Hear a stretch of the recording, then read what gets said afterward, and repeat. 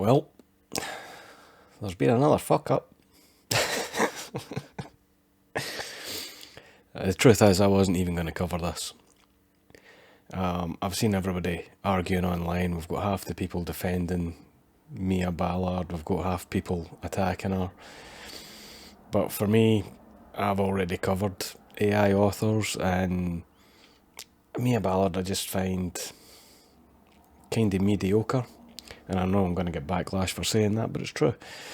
And Shy Girl is, let's be honest, it's just revenge porn. It's kind of trashy. It's not really the kind of thing I bother about. I just wasn't interested.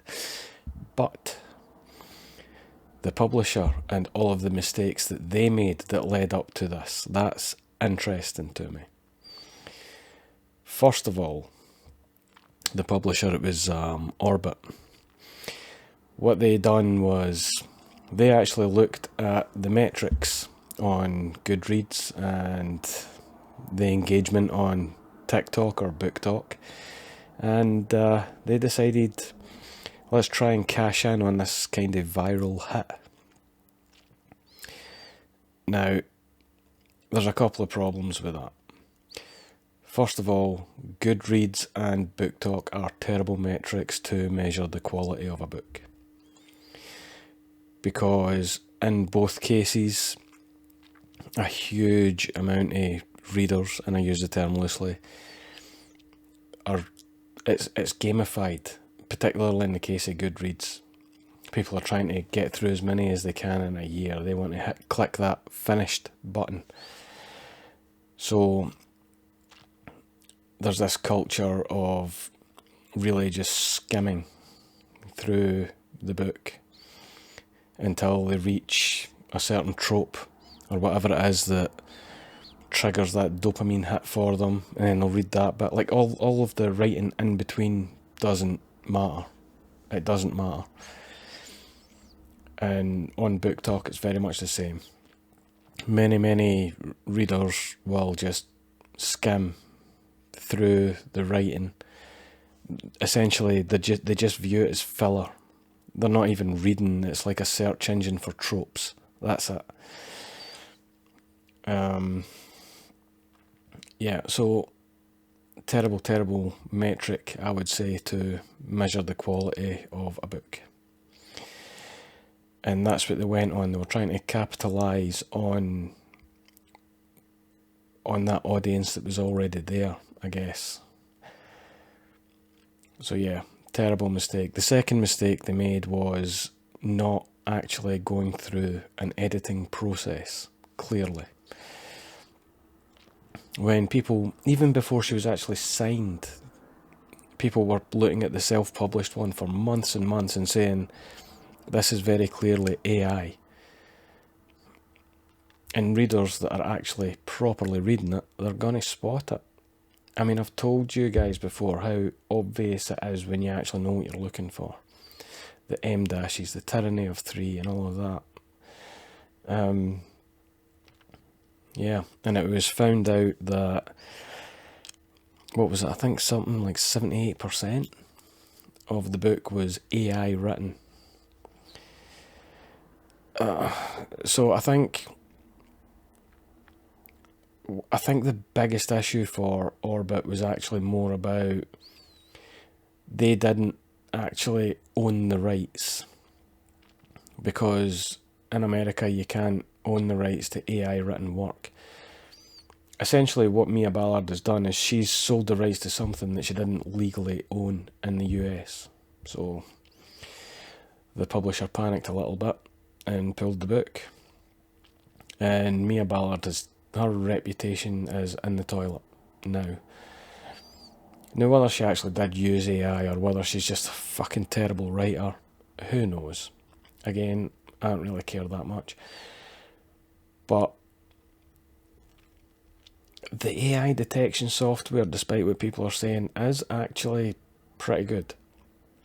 You know, I've seen people online, they're questioning the software that's been used. Look, when you're questioning that, that's like questioning why we would ask a baker to identify a cake. Do you know what I mean? These guys obviously know what they're doing, so they know what to look for.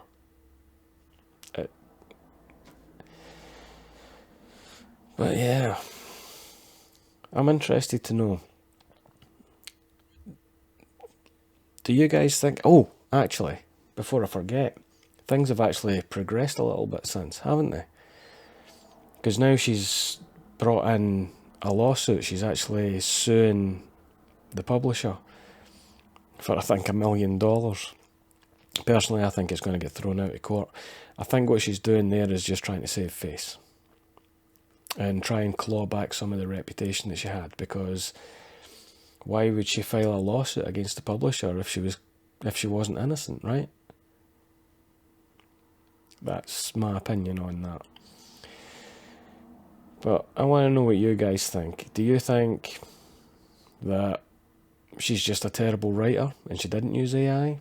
Or do you think she's another one of these authors that just uses AI to just pump out a trope machine? Because like I says, on Goodreads and Book Talk especially, and I know this isn't all of the readers there, obviously not, but a lot of them just skim to hit the tropes. Whatever it is that triggers that dopamine release in their head, that's what they're searching for. They're just skimming the book. And ironically, what they've actually done is they've created a culture where AI writing, like, it's just the perfect environment for it. Because AI can easily, look at the kind of tropes that people are looking for, and everything else is just filler. But if nobody else is paying attention to that filler anyway, then that's the perfect environment for this kind of stuff to happen, But anyway, yeah, that's my opinion on the whole thing. That was the mistakes I think the publisher made. And yeah, I know it's a bit of a criticism on the book reading community as well, but you have to admit, who's reading 200 plus books a year and actually taking in the writing? At that point, you're not doing it for the prose, are you? You're doing it because you want to hit those dopamine triggers. That's it. You're not a reader at that point, you're just a consumer. And I think that's what the publisher here was really banking on. So when it got brought to them that, hey, by the way, this looks like AI, they panicked. I think it's more about, maybe they just thought they could get away with it, that people wouldn't notice. Because surely they must have seen the reviews that says, oh, I think this is AI. Surely they must have. I can't see how they wouldn't have. I don't know. The whole thing just seems kind of slimy. It seems like a cash in. Seems like they'll try to cash in on the virality of the book. That's how it seems to me. Anyway, let me know what you think. And stay safe, guys. I'll speak to you again soon.